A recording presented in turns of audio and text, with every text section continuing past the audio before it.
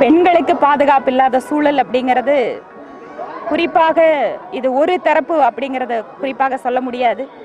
பல்வேறு தரப்புக்கு இந்த பொறுப்பு இருக்கிறது. அது நம்ம ஆரம்பத்தில் குழந்தைகளை வளர்த்தக்கூடிய விதத்தில் பெற்றோர்களுக்கு ஆரம்பிக்கக்கூடிய பொறுப்பு சமூகத்தினுடைய பல்வேறு நிலைகளில் குறிப்பாக ஊடகங்களை சார்ந்த அத்தனை பேருக்கும் இருக்கிறது.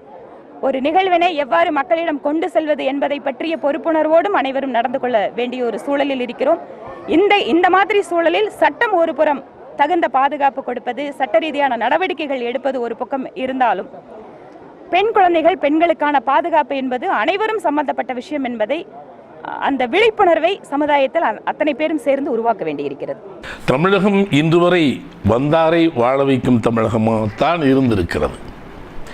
துண்டு துண்டாக கிடந்த தேசத்தை இணைத்தது ஒரு தலைவன். இணைத்த தேசத்தை சுதந்திரம் வாங்கி கொடுத்தது ஒரு தலைவன். வாங்கிய சுதந்திரத்தை வளமாக்குகிறோம் என்று வரிந்து கட்டி நிற்கும் இந்த நாட்டின் பல நூறு தலைவர்களே, தயவு செய்து இந்த பிரச்சனையில் ஒரு நல்ல தீர்வு காணுங்கள். கட்சி பேதமற்று, அரசியல் நோக்கமற்று இதில் தீர்வு காண வேண்டும். இது உங்கள் கையில் இருக்கிறது.